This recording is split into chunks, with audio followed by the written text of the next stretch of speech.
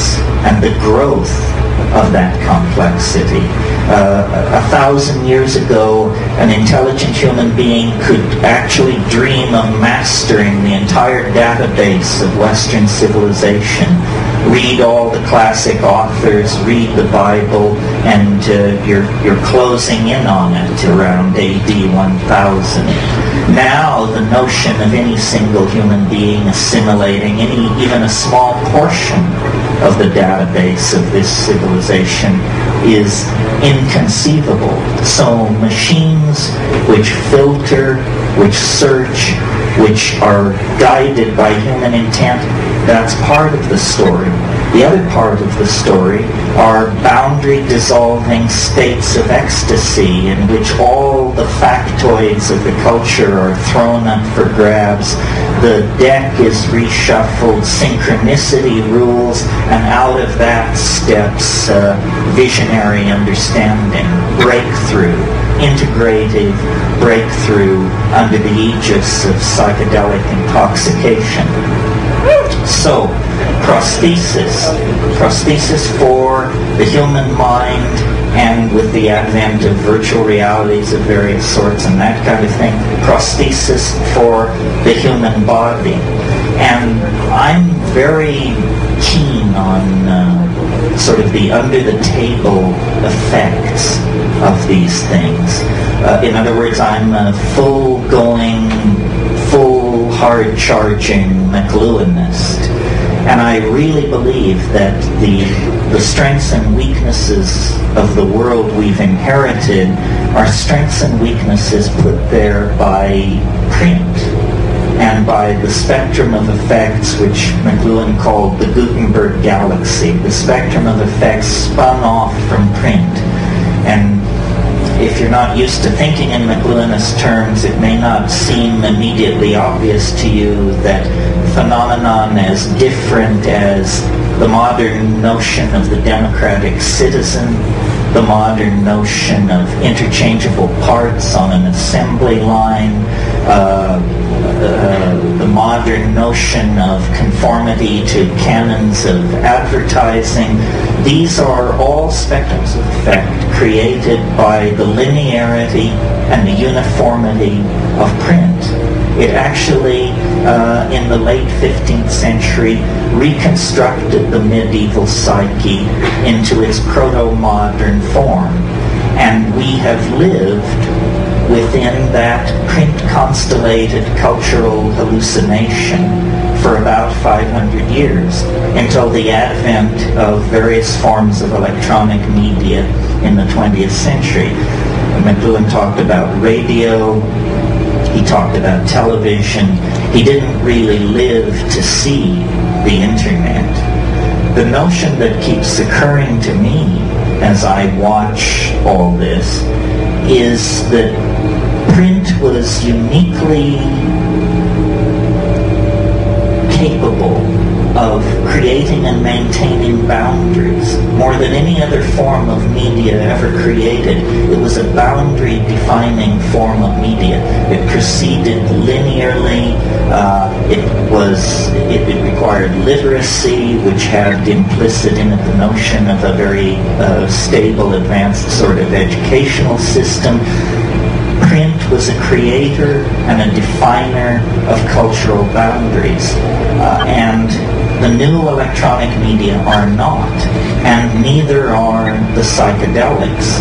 This is why I proposed in a book of mine called The Archaic Revival, the idea that the values of the archaic, of the high Paleolithic, values of community, ecstasy, relating to life through rhythm, dance, ritual, intoxication, that these values, which seem so archaic, are in fact destined to play a major role in the future as print fades. Print, just a convulsive 500-year episode in the Western mind that opened that narrow window that permitted the rise of modern science, modern mathematical approaches to the analysis of nature, and then obliterated its own platform, its own raison d'etre, by allowing the growth, the appearance of the electronic technologies.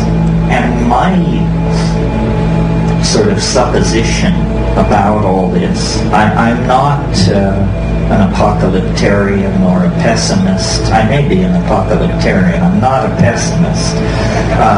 I think that this is all very good.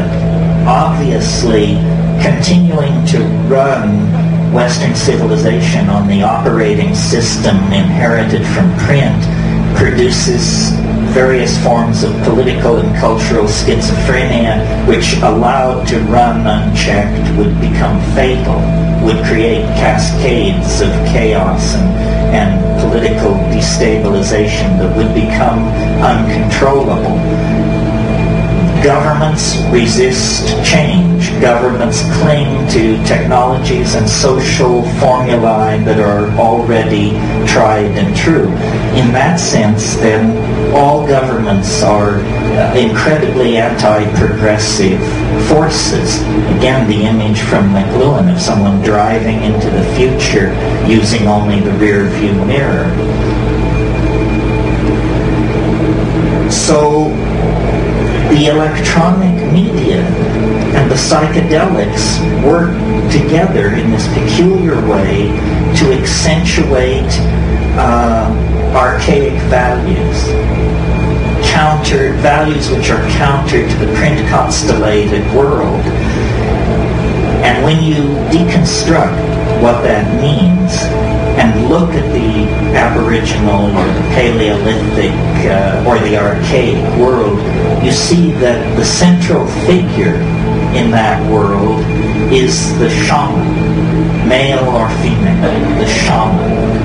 And the shaman is like a designated traveler into higher dimensional space. The shaman has permission to unlock the cultural cul-de-sac of his or her people and go behind the stage machinery of cultural appearances, and has permission, collective permission, to manipulate that stage machinery for purposes of healing. We have no institution like this. I mean, we have advertising, we have rock and roll stars, we have cults of celebrity, we have things which are shaman-like, but we have no real institution that permits human beings, in fact encourages human beings to go beyond their cultural values, to burst through into some transcultural superspace, forage around out there, and bring new means back into the tribe. To some degree, our artists do this. To some degree, our scientists do it. But it's all hit and miss. It's all willy-nilly. And once achieved, it must be swept under the rug in the service of the myth of method, that somebody was following somebody else's work, or somebody was applying a certain form of rational or logical analysis, and that led to their breakthrough. If you've read Thomas Kuhn's book on the structure of scientific revolution, you know, this is all lies and propaganda. The real story of science is that it's a series of revelations brilliantly defended by people whose careers depended on the brilliant defense of those revelations. One of the best kept secrets of the birth of modern science is that it was founded by an angel. That the young René Descartes was whoring and soldiering his way across Europe as a 21-year-old in the Habsburg army, and one night in the town of Ulm in southern Germany, he had a dream. Strange that this would be the birthplace of Albert Einstein some 200 years later. But Descartes had a dream, and an angel appeared to him in the dream, and the angel said, "The conquest of nature is achieved through measurement